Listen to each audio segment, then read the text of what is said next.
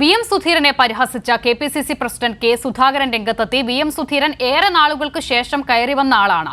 വീട്ടിൽ ചെന്ന് സംസാരിച്ചപ്പോൾ താൻ പാർട്ടി വിട്ടുവെന്നാണ് സുധീരൻ തന്നെ അറിയിച്ചതെന്നും സുധാകരൻ പറഞ്ഞു. കെ.പി.സി.സി എക്സിക്യൂട്ടീവ് യോഗത്തിൽ നേതൃത്വത്തിനെതിരെ സുധീരൻ രൂക്ഷ വിമർശനം ഉന്നയിച്ചതിന് പിന്നാലെയായിരുന്നു സുധാകരന്റെ പ്രതികരണം. അദ്ദേഹത്തിന്റെ വാക്കുകളിലേക്ക് ആദ്യം.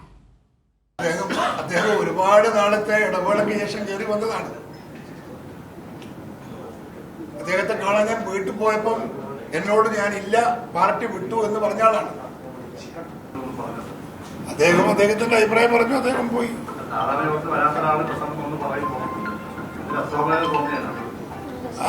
അത് അങ്ങനെ പറയുന്നില്ല, ഞാൻ പ്രതികരിക്കത്തില്ല. അതിനോട് പ്രതികരിക്കാൻ മാത്രം ഞാൻ അതിന് വില കൽപ്പിക്കുന്നില്ല. അല്ല, പാർട്ടി വിടുമെന്ന് ഞാൻ പറഞ്ഞിട്ടില്ല.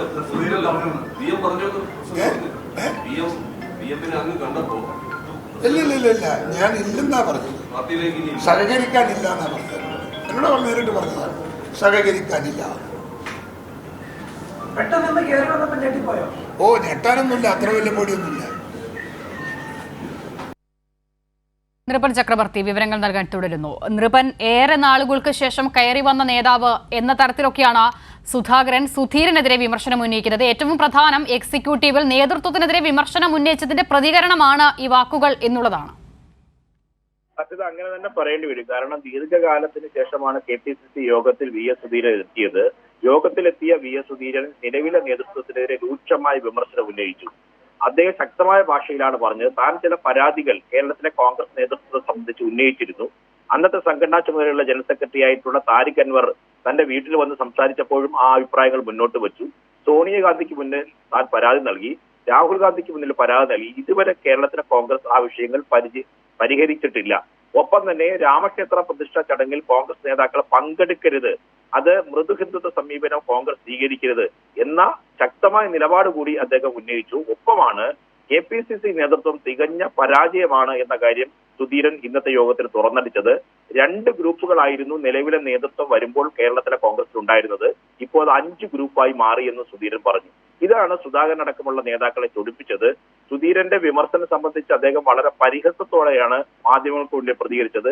ഏറെ നാൾ ഇവിടെ വരാത്ത ഒരാൾ ഏറെ നാളുകൾക്ക് ശേഷം ഇന്ന് വന്നു കയറി എന്നതാണ് അദ്ദേഹം പറഞ്ഞത്. താൻ നേരിട്ട് സുധീരനുമായി സംസാരിച്ചപ്പോൾ താൻ പാർട്ടി വിട്ടു എന്നാണ് തന്നെ സുധീരൻ അറിയിച്ചത്. പാർട്ടി വിട്ടയാൾ എന്തിനാണ് വീണ്ടും കെ.പി.സി.സി ഓഫീസിലേക്ക് കടന്നു വന്നത് എന്ന പരിഹാസമാണ് സുധാകരന്റെ മറുപടിയിലെ ധ്വനി. അങ്ങനെ മുൻ കെ.പി.സി.സി അധ്യക്ഷനായിരുന്ന ശക്തമായ നിലപാട് പല വിഷയങ്ങളിൽ എടുക്കുന്ന ഒരു നേതാവ് സുധീരനെ പരിഹസിക്കുന്ന മറുപടിയാണ് കെ. സുധാകരന്റെ ഭാഗത്തു നിന്നുണ്ടായത്. കാരണം അദ്ദേഹം എടുത്ത നിലപാടാണ് ഒന്ന്.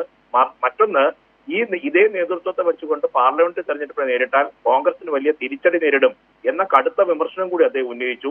ഇന്ന് അപ്രതീക്ഷിതമായി സുധീരൻ കടന്നു വന്നതും പുതിയ ചുമതലയേക്കുന്ന നേതാവ്, ഈ പറഞ്ഞ കേരളത്തിന്റെ ചുമതലയേക്കുന്ന ദീപാദാസ് മുൻഷി പങ്കെടുക്കുന്ന ആദ്യ യോഗമായിരുന്നു. ആ യോഗത്തിൽ വന്ന് തന്നെ നിലവിലെ നേതൃത്വത്തിലെ ശക്തമായ ഭാഷയിൽ സുധീരൻ വിമർശിച്ചതാണ് സുധാകരനെയും മറ്റു നേതാക്കളെയും ചൊടിപ്പിക്കാൻ കാരണം.